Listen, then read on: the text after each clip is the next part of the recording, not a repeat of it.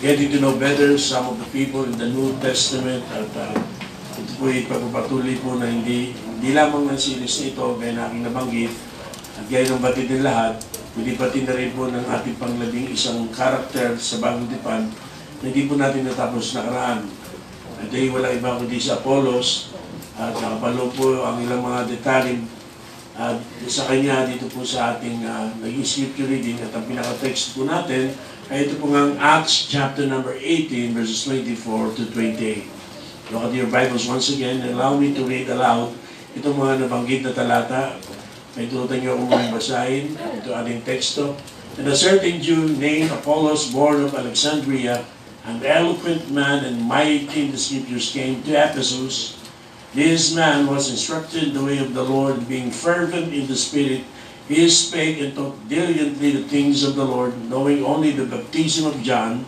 And he began to speak boldly in the synagogue, whom when Aquila and Priscilla had heard, they took him unto them, and they expounded unto him the way of God more perfectly. And when he was disposed to pass into Achaia, the brethren wrote, exhorting disciples to receive him, who, when he was come, helped them much, which had believed through grace, for he mightily convinced the Jews, and that publicly, showing by the scriptures that Jesus was Christ. Now, nakaraan po ay atin pong binigyan pa siya ng 2 puntos at nasa panghuling puntos na po tayo ngayon. Una ay atin pong tinignan na description ng Bible patungkol po dito kay Apollos that he was a zealous student. Siya pa yung masigasig na mag-aaral. Particularly yung pong mag-aaral po ng salita ng Diyos. Kaya po na binabanggit po dyan sa ating pong teksto. No? Mighty in the scriptures. Ito po ang sinasabi po at description po sa kanya. Ang ibig pong sabihin niyan, he was a student of the Word of God. A great student of the scriptures. At dahil yan ay ating pong binigyang diin na importante na tayo ay mighty in the scriptures. Ito po yung unang statement made about him dito po sa Bible. No? Ibig sabihin, meron po siyang thorough knowledge at sa kanyang kaso po yung Old Testament scriptures. Especially mga propesya at turo ng lumang tipan patungkol sa pagdating po ng Panginoong Jesucristo. Bagamat meron lamang po siyang limitadong kaalaman. Pero yung sabi na kayong limitadong kaalaman ay kumpiyansa po siya to put to use the scriptures na kanyang nalalaman at pag-abot at pagtuturo sa iba patungkol sa ating Panginoong Jesucristo. Yun po yung maganda po sa kanya. Bagamat di niya batid na kaunti at di kulay yung kanyang kaalaman, pero sa kanyang kaalaman ay kanya pong buong confidence na pinapahayag, inaabot ang ibang tao, tinuturuan patungkol sa Panginoong Jesucristo. Now, you and I ought to be striving as well to be mighty in the scriptures. Ito po isang lesson na huwag nating ma-overlook at baliwalain o hindi matutunan. Hindi lamang dapat kay Apollos yan. Hindi lahat sa ating mga manampalataya, we are also to be mighty in the scriptures. May kaalaman po sa Biblia. We ought to read our Bible through over and over again para tayo po'y maging familiar with its principles at atin po magawang ipaliwanag ang katotohanan at ibigay ang kasagutan sa sino mang naghahanap ng pag-asa, magtatanong sa atin ng tungkol sa pag-asang meron tayo bilang mga anak ng Diyos. We ought to have a desire to grow more and more familiar with the Bible.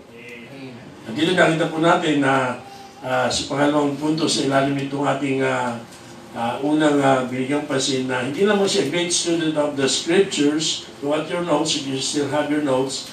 Makita po rin natin that he is also growing student in the scriptures. A growing student in the scriptures. He's willing to be taught. Apollos also in being schooled was willing. Napagaman siya po ay eloquent nga and educated, nabanggit na po na pag-aralan natin, at meron po siyang apparent giftedness for public ministry, and yet, he was also humble enough to be taught more about the Word of God. But then we must never have the idea that we need no further instruction. No? Pag po tayo mapasok ito, inisip natin na natin kailangan mag-aaral pa ng Bible at na parang alam na natin lahat. No, God forbid. Why maging humble tayo and honest enough to ourselves na katulad ni Apollos, siya nga, sabi ko baka higit pa sa sinuman sa atin, ay knowledgeable, and yet, yung lack of knowledge in Christ and the coming of the Holy Spirit, ay tinanggap niya ito, na siya i-approach po ng mag-asawang ito, si Aquila and Priscilla. Pwede po nga maging asa ni Apollos yung normal na reaksyon ng mga tao, bakit niyo ako tuturuan? Bakit niyo ako, sinasabing parang kulang pa yung kaalaman ko. No, pwedeng kanya pong i-reject yung instruction ng mga asawang ito, pero instead, nakinig po siya. Tinanggap po niya yung instruction, at dahil dyan, ito naman po naging bungay. He became a more able minister of God's Word. Mas lalo siya naging gamit-gamit after po nito. At pansin po natin, hindi naman po siya pinahiya ni Aquila at Priscilla na habang nagtuturo siya ay sila ba sumabat at sabi, kulang. No? Hindi. Pasimple po na siya po ay sinama sa isang parte ng lugar na yon at inubisang ipaliwanag sa kanya yung mga bagay na batid ng mag-asawa na ulang at tinanggap naman niya at bilang bilang pag-amin ng kanyang kakulangan. So hindi naman po kailangan na in church ang katulad ni Apollos na handang maturuan. Are you teachable? Amen. Are you teachable? Amen. You see, dapat teachable tayo. Ako, tagal ko na po nagpapaso, dami ko nabasa ang lahat, pero nagbabasa pa rin po mo, ma-attend ako ng mga conferences. At tulad nga sa Thursday, attend pa ako ng symposium, hindi po ako speaker to, pero makikinig po ako sa pangalan. Alam niyo bakit? Kaya hindi natin alam lahat. No? Yung pong, sabi nila, yung room for improvement ay laging malaki. And that applies to improvement in our knowledge about the Word of God, about the things of God. Laging there's still room for improvement, room for learning. Pero kailangan din po natin, katulad ni Aquila at Priscilla, sa mga iglesia po ngayon, who are willing to gently instruct and help those who are lacking in their knowledge and understanding of the Word of God. Mga ito, kahit anumang tagumpay at anumang ating maabot, anuman ang ating magawa, anuman ating may contribute, anuman ang ating matutunan, we should always remain humble. And we should always remain teachable so that we may continue to grow and mature in the faith. Katulad ni Apollos, growing student of the Scriptures. Now, secondly, ay binigyan pansin po natin not only yung kanyang seal, pagiging masigasig sa pag-aaral ng Word of God, but as well as sa kanyang paglilingkod sa Panginoon. Nabigyan pansin natin yung kanyang pong seriousness in serving the Lord. Sana binigyan ng emphasis niya yung kanyang pagiging fervent in spirit. At ang pinakasimpleng paliwanag na natin yan ay yung burning. Okay? Another word we can use is yung kanyang enthusiasm and excitement about what he learned from the Word of God. Excitement, hindi lang natutunan, but also to share it to others. May excitement po siya. At ito kailangan po. Kaya kanina po, nakakatuwa yung masigla nating pag-aawitan. No? Kailangan po yan. Hindi naman kinakailangan magpagulong-gulong tayo dyan at may mangisay at kailangan hampasin ko kayo ng jacket at kayo itutumba. We're not talking about that kind of, I believe it's not real. And it's not biblical, most especially. Yeah. But we should be excited. We desperately need more Christians who are excited and enthusiastic sa pagpupuri sa Panginoon, sa paglilingkod sa Panginoon, sa pag-aaral ng Kanyang salita, at sa pagbabahagi ng Ebanghelyo. Yun ang kailangan natin, excited and enthusiastic, hindi po apathetic and indifferent. We ought to be excited about the things of God. We ought to be enthusiastic with regard to the Word of God. We ought to be excited to gather in the house of God, to praise and worship God, and to hear the preaching and teaching of His Word. Ay isa po nakakalungkot na katotohanan. Di ba? May mga kaibigan tayong pastor, mga kapatid, nag-post, nakakalungkot na bagay. Simple lang po yung aking comment. Sad truth. Sad truth. And it is a sad truth na kung nag-observe ba kayo, kung ano pa yung mga reliyon na hindi totoo.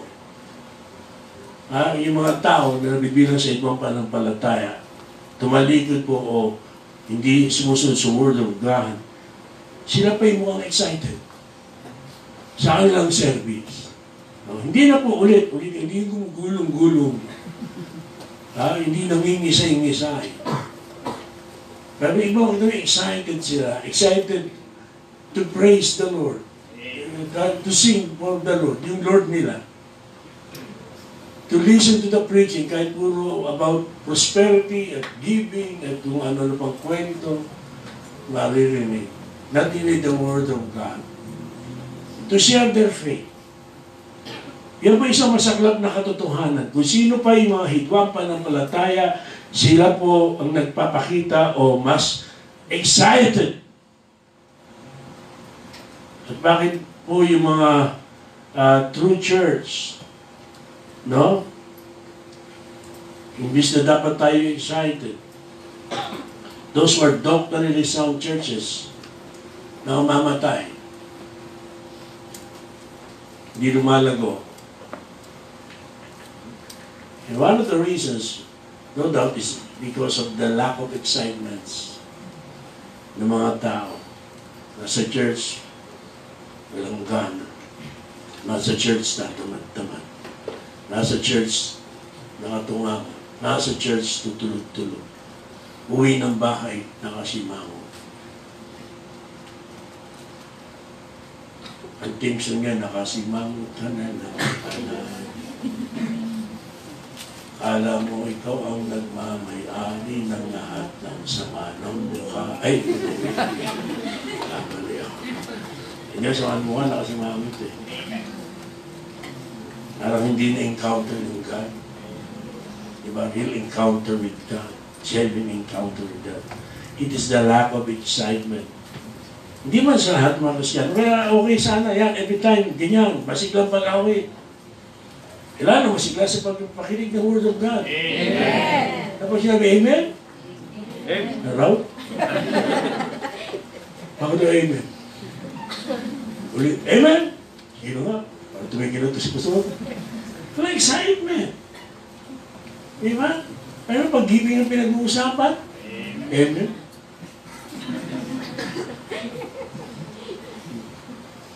Di gaya ni David, di ba? Gaya ni Mary.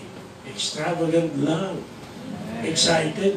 Napagkaiba may tinanggap na blessing, ang excitement nyo ay, naku, makapabibigyan ko malaking offering. Yan ba? O, pabibigyan ko na yung gusto. Pwede na akong lumayas, may patay ibang lugar. Pwede na ako makapag-church na yan. Ano ba yun? Hindi na kailangan ng allowance. Pwede na akong di mag-church. Iba yung excitement, ano?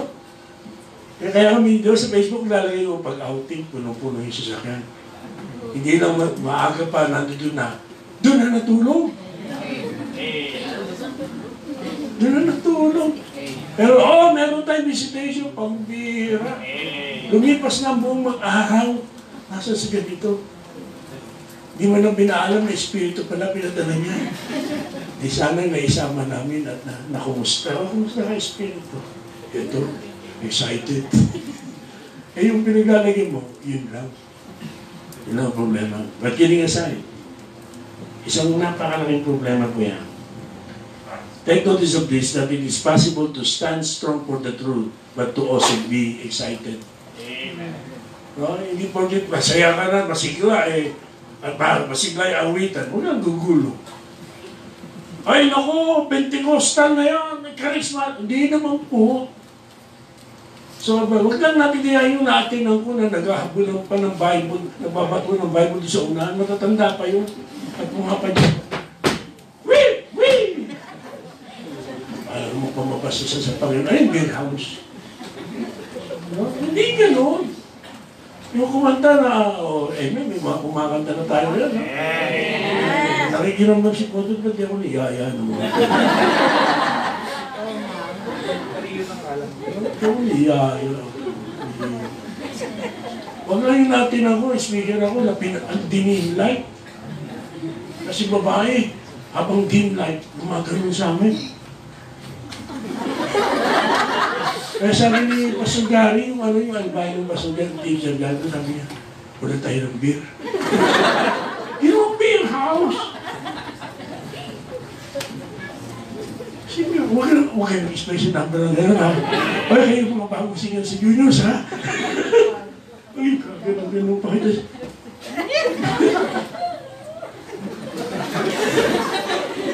We can still be doctrinally sound and conservative while we are excited. We should be excited. Kaya nga, fundamentalism o pagiging Bible back does not have to be equated with deadness and dryness. Amen. Ayoko naman gayahin yung sinabi ko nga sa inyo, nagpapadyakan at nagsisipulan at naghahagis pa ng bimpo at nagbabatuhan pa ng Bible sa harapan. Ganun kami, oh. Tahimik na kami. Aba, sabi ng pastor, gusto nyo na solid? Gusto mo interview, solid. Niyari pa kami. No, hindi mo kinakailangan yung ganun kaharot. Nakagawa pa ng attention. May kaibigan tayo, hilig na sumigaw eh. Pinapitan, ano sinisigaw mo? Sabi ko sa kaibigan ko, mas matanda sa akin. Ganito ibig sabihin yun. Sabi ko, Pastor, na-didistract kami, naglilipat attention namin sa iyo, hindi sa preaching. Maya-maya, tahimik. Sabi ni Pastor, Espiro kasalanan mo yan, ito ay lungkot-lungkot ng mama ko. Maya-maya, hindi na nakatest, tumayo ulit! Yun lang, may ginagawa siya na parang nakakagawa siya. Pero excitement niya, hindi mapigilan eh. Di ba? Hindi mapigilan. Hindi yung nag-open. Bakit pag-open, maiihi ako? Doon ka lalabas, ano? Madaling lumabas. Tapos ng pagka-awit, alam mo na yun eh. Awit, hindi yun. Opening na kasunod yan. Ha? Kaya ano? Bababa muna ako. Ha? Pagdating ng open, akit manaog eh. Alam niyo sino ba akit manaog? Excited! It's okay. There's nothing wrong to be excited about Jesus Christ. And to be excited about the things of God. Si Apollos po, diligent and clear in the teaching of the truth, but he was also passionate, burning, on fire, and excited as he shared yung Word of God na kanyang nalalaman. Amen. Paano ma-expect itong bisita natin? Kundi nakabalik na si Sister Lyda. Paano ma-expect na siya ay magiging excited? Kung ang katabi niya, hindi excited. Di ba? Kailangan excited. Ano? Paano na-expect? Tama ba yun? Paano ma-encourage yung mga bagong mga juniors na ito to be excited? Yung mga lumang juniors, walang excitement. Diba? How can we expect them to be excited sa young people? Yung mga dating young people, hindi na excited. You know why? Because excitement is contagious. Ano yung sabi ng contagious? Galing nga. Nakakawa. Kaya hindi pa, wouldn't it be wonderful to come to church and see the believers who love the Lord and are excited and enthusiastic about being in the church? No, ito po yung civil servant nitong si Apollos. No? At makita rin natin dito yung kanyang burden of his heart. Ano yung kasunod mo? Diba? Review ito pero nagdagdag tayo ng bago. So, at yung blessing, no? Willing to share the blessing of his life and being a blessing himself. At describe siya na in service was sincere. Apollos did not allow knowledge and success to make him arrogant. Apollos had a desire to go to Achaia or Corinth. Corinth yan. Achaia na yan. And there to seek the help of the church. We need men and women who have a sincere desire to help others to grow as well. And the ministry to grow and mature, the believers to mature in their faith. Apollos was intent on helping others to make progress in their walk with the Lord. Now let me now close the message by talking about Apollos not only being a zealous student and also ano yung pangalawa, zealous, but being a zealous speaker. Speaker. Or zealous, sige pa rin, soul winner. Soul winner. The thing that I could say that Apollos was best known for among the early church was his speaking ability. No? Kaya ito sa 28, sa verse 28 ng ating text, for he mightily, una sabi, mighty in the scriptures. Pero dito nagtapos eh. Sabihin, he mightily convinced the Jews, and that publicly showing by the scriptures that Jesus was Christ. So he was zealous in soul winning, in as a speaker, in preaching about Jesus Christ. He publicly proclaimed Christ, first and foremost. Publicly proclaimed Christ. You see? At ito po sabi ng Bible eh. No? Look at your Bibles please. 1 Peter 3:15. 1 Peter 3:15. If that is your Bible, lagyan nyo ng marga. Ano sabi yan? Nakita ko yung announcement ni, ni Brother Timothy. Gawa kayo ng Bible na may malaking margin. Mahal po yung may marginalized, large margin na Bible. Hindi po normal na Bible. Kaya maglagulat ako, may mga extension kayo niya dyan. No. Pero kung Bible niya, marganin na lang. Pag hindi, huwag pa kayo naman. Ano sabi niya? But sanctify the Lord God in your hearts, and be ready always to give an answer to every man that asketh you a reason of the hope that is in you. You see? Ano po sinasabi niyan? Ready always to give an answer. Sabi ni A.T. Robertson, it means that we should be able to explain or defend our faith and not have to apologize. Pasensya ka na. Hindi ko pa alam yan eh. Ha? Marami sa atin ang tagal na, hindi pa marunong mag-share ng gospel, hindi pa marunong mag-witness, hindi pa marunong mag-deal. E pag may evangelistic service, evangelistic service naman tayo, biglang ang pipiliin ko, maghanda na ako ng pagkain ng take-out. Instead I'm excited, no? Uy, i-witness ako yan. I want to win that person for the Lord. Yung excitement na hindi ko mahiya mag-invite. Because you're doing them favor. You're doing a great work. And you're doing it for God. Hindi ka mahiya. Hindi ka sila nahiya kung saan saan nangyayaan eh. Ikaw naman, hindi makatanggi. E dapat ikaw ang nag-anyaya sa kanila, inanyaya mo sila sa Panginoon. And be excited. Pagdating dito, iba wala nang dala, may mga bisita, hindi man excited na salubungin yung mga bisita. Entertain yung mga bisita. At pagkatapos ng Panya, hindi man na excited mag-share. Bakit? Hindi alam. Ay ba, hindi. Ang tagal na. Pero hanggang ngayon, hindi pa marunong mag-witness. Ang dami nung pinagdaanan tayo, hindi na inabot na iba. Evangelistic soul winning discipleship program, tinuturuan tayo pa paano mag-witness. Walang excitement to help others. Walang excitement to make Christ known. Ito pong nangyari ito, lalo na nung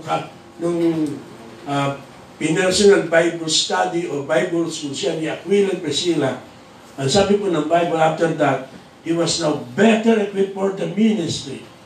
At yung una bold siya, nadagdagan yung kanyang boldness. Kung yung una excited siya, mas lalo siyang na-excite.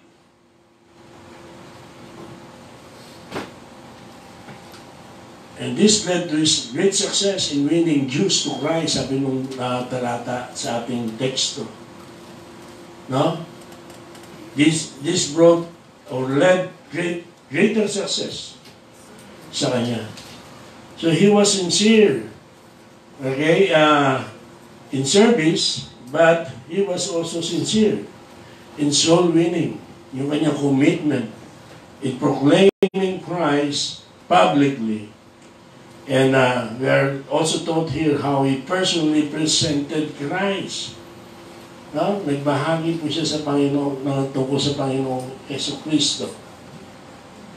So in speaking up and in soul winning, he was both excited and zealous and committed sa pag-share po sa Panginoong Jesucristo sa iba. Naginit po kayo?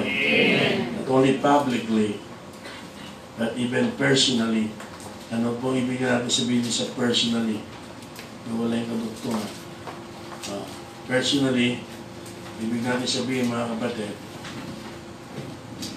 binabang niya sa 28, who were the mightily.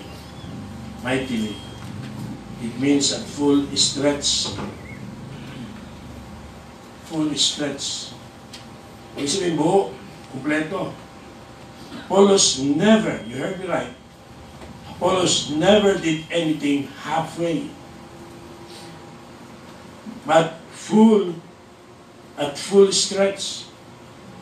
He threw himself in spirit, soul, and body into everything he did, giving nothing less but the best. When it came to telling people about Jesus, no, makita mo natin na he was on fire, excited, and bold in sharing Jesus Christ to others. Ano ba ang damdamin natin pag inano sa evangelistic service tayo? Are you excited? And you grab the opportunity excitedly and boldly. Ibitahan ko nanay ko, ibitahan ko ang tatay ko, ibitahan ko asawa ko, ibitahan ko pamilya. Nag-imbita si Pastor Jopren na dapat after yung April 9, Lunes yun. Pagkatapos na, hindi ko pa nga naintindihan yung message niya, Pastor. Tawagin ako, Daddy. Kaklase niya kasi si Katrina di ba si Katrina, di na Daddy rin ako. Ngayon, sabi niya, pwede po ba imbitahin yung couples niyo po? Magkakaroon kami ng one-day couples fellowship, 8 to 4, sa Sabado de Gloria. Sabi ko, Lord willing, may gawain kami yan may gastos. Monday po, may kasi na gano'n yun pala, ibig sabihin, Monday, available din, holiday. Akala ko Monday, Sabado de Gloria, Monday. Sabi siya, pasensya ka na, ilan lang ang couples namin. May sakit pa. May sakit pa. Pero ina-announce ko ngayon na kung willing kayo, nasakyan naman, dyan, ilan lang tayo, couple. You should be excited. Ano, gusto nyo dalhin yung asawa nyo sa Panginoon, tino ng konti. Di ba? Gusto nyo dalhin sa magkukulang. Albularyo, parang, dalhin nyo sa Panginoon. Pagbihira. Parang kaya yung maligtas Gusto nga ako sa pero kung kayo gano'n niya. Sobra ka naman. Tao rin yan. Mukha lang hindi. Pero tao rin. May kaluluwa rin yan. Halang na. Kailangan nila si Kristo. Yung kapatid mo, mga kapatid nyo na binabati nyo pag may birthday, pinupost nyo pa, at may mga kung ano pa kayo magandang komentaryo, may mga joke pa minsan, at doon yung minamahay day nyo pa. Kahit na ilang birthday pa, ilang regalo ibigay nyo dyan, at maraming handa. Kung hindi sa event, pag namatayan, sa impyerno yan pupunta. Eh pag may evangelist, dapat excited kayo. Ngayon pa lang, ipag-pray nyo na. Ngayon pa lang, inaanyahan nyo na. Ngayon pa lang, kumbaga, pag nililigawan nyo na, si nanay, si tatay, oo yan.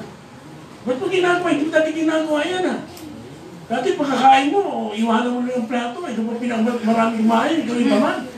Pagbago mo sa igaan, di ba? Iwanan mo lang matupi. Bakit pa yung mga laway mo dyan? Hindi. Umulat. Sabihin mo pa, ako na mamugas ang plato mo. Ako na magtutupi ng mga higaan mo. Hindi tayo nilulukuhan dito, ha? Bakit? Nililigawan mo Kung tatanungin yan, bakit mo ginagawa yan? Bakit mo ginagawa yan? Sabi ng tatay niya, ni Bea, bakit mo ginagawa yan? Dati sumasagot-sagot ka pa sa... Hindi. Bakit mo ginagawa yan? Ang yaman po kasi ngayon sa evangelistic service yan. Sinusuyo mo po talaga kayo. Gusto niyo po ba haranahin ko pa kayo? Pag-igib at ipagsibak. Hindi ang gusto niya pa, sibakin mo mukha ng asawa niya. Ayaw madala man sa Panginoon. Mayroon siya po sa Piyerno. Makita siya ng kuya niya. Sino po yan? Si Satanas. At kiniyasahin. Dapat excited tayo. Mas especially for our family. Kung hindi mo kaya, then, ito yung opportunity. May iba na pwede mag-share sana. But be willing to share. At baka sumuko. Especially, isang beses mo lang inangiyahan, minsan mo lang naiyahan. Siyempre, hindi agad bumalik. Lalo na, siguro, parang nakita, iyan kasi asawa, bungangera yan. Bungangera. Pabaya sa bahay. Kaya sabihin, hindi siya elected kaya hindi na inangiyahan pa ulit. Hey! Be excited. You know what? It is God's desire to use each and every one of us. Let me repeat that. Kailan ba natin dinesisyon? May plano ang Diyos. Kailan yun? Noong Thursday? Diba? May plano ang Diyos. Tungkol ba kanino yung Thursday? Kay Pablo. O, diba? Kay Pablo. May plano ang Diyos. At lahat sa atin, hindi ka niligtas ng Panginoon para lang maging dagdag attendance paminsan-minsan. Gusto kang gamitin ng Panginoon. At unang-una para sa pamilya mo. Believe on the Lord Jesus Christ and thou shalt be saved in thine house. Ano ibig sabihin ito? You will be the one that God will use. Pumasok ng biyaya ng Diyos sa iyong pamilya. Ikaw gagamitin ng Diyos para madala ang iyong pamilya.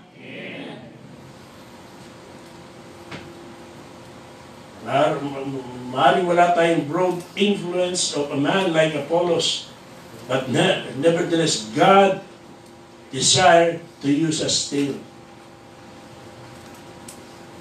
Yung mga karakter at personality itong si Apollos na maaaring wala sa atin.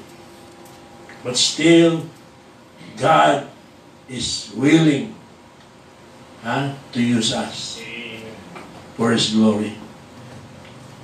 Kaya hindi po natin dapat pabayaan yan. Ito po yung leksyon na, isa sa mahalagang leksyon na pinakita nitong si Apollos.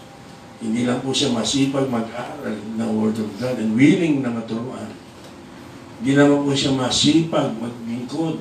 Tama lang yan, masigasig maglingkod sa Panginoon. Hindi tatamad-tamad. May excitement. Excited din siyang gamitin ng Panginoon to win lost sinners for Christ. Excited siya to share the gospel of the Lord Jesus Christ. And I really believe that una-una yan sa kanyang mga kababayan Hudyo, kanyang mga minamahal sa kanyang pamilya. Dapat ganun din po tayo mga kapatid. Okay? So yan po yung magagandang katangian itong ni Apollos. Apollos in scriptures was mighty. He showed this, let this serve as our conclusion. Apollos in spirit was fervent. Apollos in speaking up was bold. Apollos in being schooled, being taught, was willing. Apollos also in serving was sincere. And above all, Apollos in soul winning was committed. Sola Scriptura. Soli Deo Gloria. Kayo natin. Maraming Diyos, maraming salamat sa mensaheng hatid niyo sa halimbawa ko at kalooban niyo po para kay Apollos.